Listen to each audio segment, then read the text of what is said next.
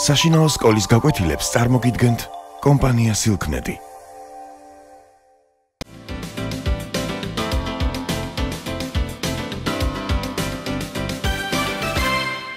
მოგესალმებით. გაკვეთილის თემა არის ეკოლოგიური პირამიდა ენერგიის გადაცემა ტროფიკულ დონეებზე. როგორც წინა გაკვეთილებიდან ვიცით, ენერგიის მიღების გზებითა და კვების ხასიათით არიან ბუნებაში ერთმანეთთან დაკავშირებული სხვადასხვა ცოცხალი ორგანიზმები. კვებითი ჯაჭვის ყველა წარმომადგენელი მცენარის მიერ შექმნილი ორგანული ნივთიერებების ხარჯზე არსებობს. ამასთან მოქმედებს მნიშვნელოვანი კანონზომიერება, რომელიც დაკავშირებული არის კვების პროცესში ენერგიის გამოყენებისა და გარდაქმნის ეფექტიანობასთან. კვებითი ქსელის შესწავლისას გამოირკვა, რომ ყოველი ტროფიკული დონის მომდევნო ტროფიკულ დონეზე ხდება ორგანიზმების რაოდენობის შემცირება. პირველ ტროფიკულ დონეზე პროდუცენტების მცენარეების რაოდენობა რამდენჯერმე აჭარბებს მეორე ტროფიკულ დონეზე მყოფი პირველი რიგის კონსუმენტების მცენარისმჭამელი ცხოველების რაოდენობას. და ეს კანონზომიერება თანმიმდევრულად, როგორც აღვნიშნეთ, მომდევნო ტროფიკულ დონეებზე ვრცელდება. ამ კანონზომიერებას ეკოლოგიური პირამიდის წესს უწოდებენ.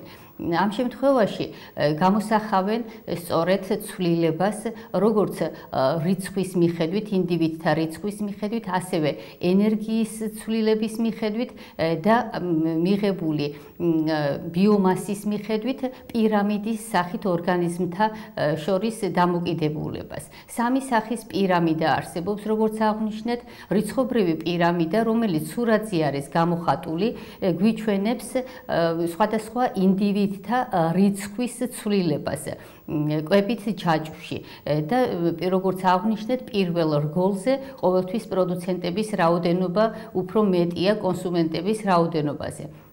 მაგრამ თუ განვიხილავთ ტყის ეკოსისტემას, შესაძლებელია პირამიდა იყოს ამობრუნებული, რადგანაც ტყის ეკოსისტემაში მცენარეების, ხემცენარეების რაოდენობა ბევრად ნაკლები არის მასზე მობინადრე სხვადასხვა მწერის, ფრინველების და სხვადასხვა სახის ცხოველების რაოდენობაზე. რადგანაც ტყის ეკოსისტემაში ერთ ხეზე შეიძლება რამდენიმე სახეობის მწერი, ფრინველი და სხვა სახის ცხოველი ბინადრობდეს. როდესაც ადგილი აქვს ამობრუნებულ პირამიდას, მაშინ სხვა სახის პირამიდას აგებენ. ამ შემთხვევაში მიმართავენ ბიომასის პირამიდის აგებას. სურათზე თქვენ ხედავთ ბიომასის პირამიდას, რომელიც გვიჩვენებს ტროფიკულ დონეებზე ცალკეული ინდივიდების საერთო რაოდენობას, ბიომასას. და ბიომასაც ისევე როგორც რაოდენობა მცირდება ყოველ მომდევნო ტროფიკულ დონეზე. როგორც სურათიდან ჩანს, პირამიდის წვერისკენ ბიომასის რაოდენობა მკვეთრად შემცირებული არის. ბიომასის პირამიდის ასაგებად საჭირო არის, აუცილებელი არის თითოეული ტროფიკული დონეზე არსებული ორგანიზმების მშრალი მასის გაგება. ეს კი გარკვეულ სიძნელესთან არის დაკავშირებული. თუმცა რიცხობრივ პირამიდასთან შედარებით ის უფრო ზუსტად ასახავს ტროფიკულ კავშირს სხვადასხვა ორგანიზმთა შორის.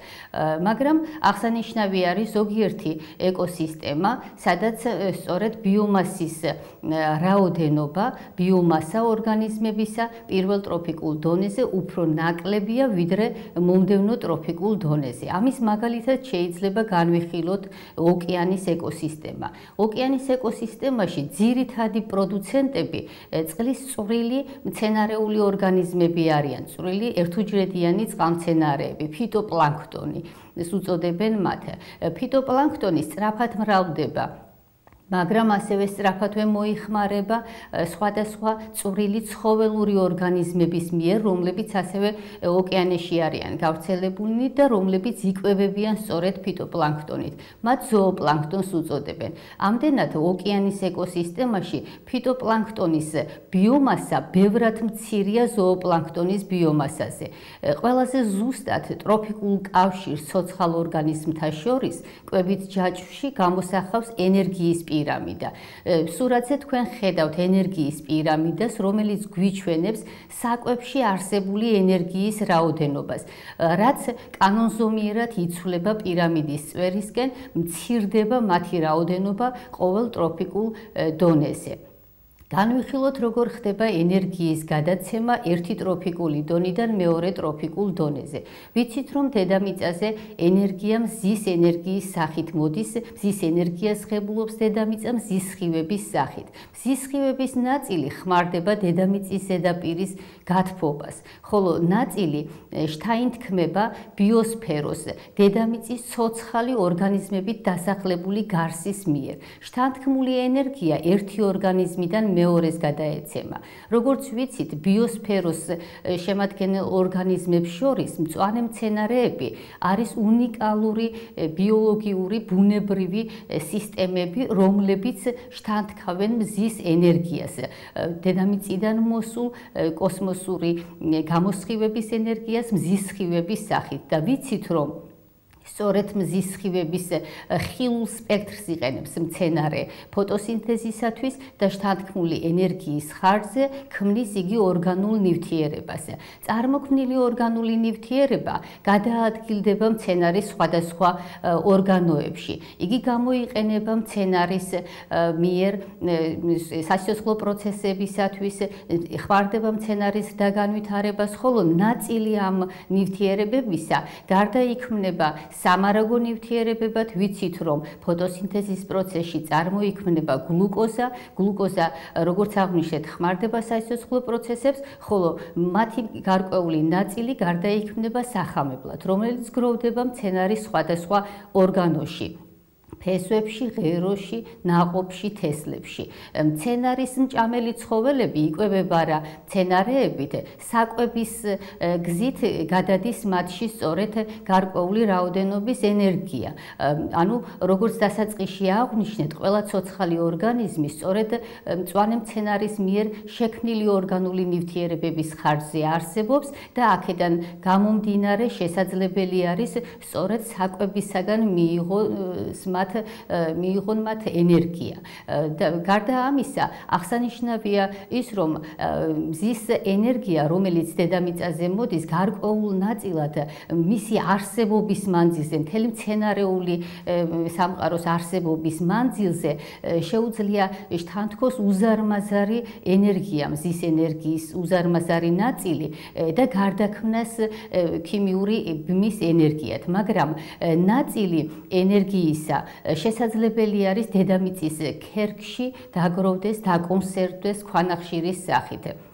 როგორც აღვნიშნეთ, მცენარეების მიერ წარმოქმნილი ორგანული ნივთიერება და მასთან ერთად ენერგია გადადის შემდეგ ტროფიკულ დონეზე, რომელზეც მოთავსებულნი არიან, იმყოფებიან ცხოველური ორგანიზმები. მეორე ტროფიკულ დონეზე, როგორც ვიცით, პირველი რიგის კონსუმენტები, ანუ ბალახის მჭამელი ცხოველები არიან. მათში ენერგიის მხოლოდ გარკვეული ნაწილი გადადის. მზის ენერგიის 1%-ს იყენებს მხოლოდ მცენარე ფოტოსინთეზისათვის და მის ხარჯზე წარმოიქმნება ორგანული ნივთიერება. როდესაც ცხოველი ჭამს მცენარეზე, მათში გადადის საკვები ახლად წარმოქმნილი ნივთიერებების სახით 5-20% გადადის ენერგიისა. ამდენად უმეტესი ნაწილი ენერგია იკარგება, სითბოს სახით იკარგება, მხოლოდ 5-დან 20%-მდე შეიძლება დაგროვდეს ახლად წარმოქმნილ ნივთიერებებში. ბალახის მჭამელი ცხოველებით შემდეგ იკვებებიან მომდევნო ტროფიკულ დონეზე მყოფი მეორე რიგის კონსუმენტები, მტაცებლები, რომლებშიც ასევე უფრო მცირე რაოდენობით ენერგია გადადის, ენერგიის უმეტესი ნაწილი იკარგება.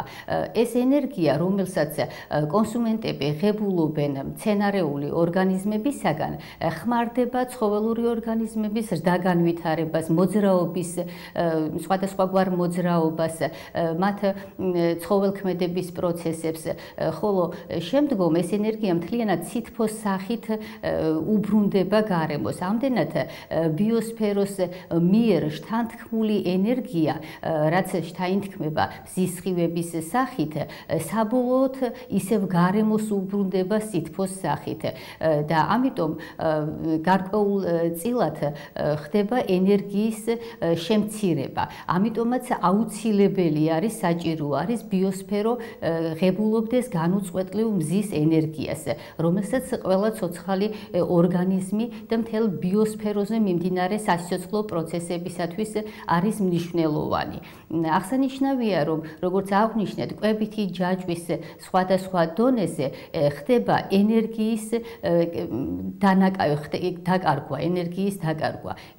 დაკარგვის გარეშე არ ხდება ენერგიის გადაცემა და გამოანგარიშებულია, რომ ყოველ ეტაპზე ენერგიის გადაცემისა 90% სითბოს სახით იკარგება, ხოლო მხოლოდ მისი მეათედი ნაწილი გროვდება ახლად წარმოქმნილი ნივთიერებების სახით, სასარგებლო ნივთიერებების სახით, რომელიც ხმარდება ორგანიზმთა განვითარებას.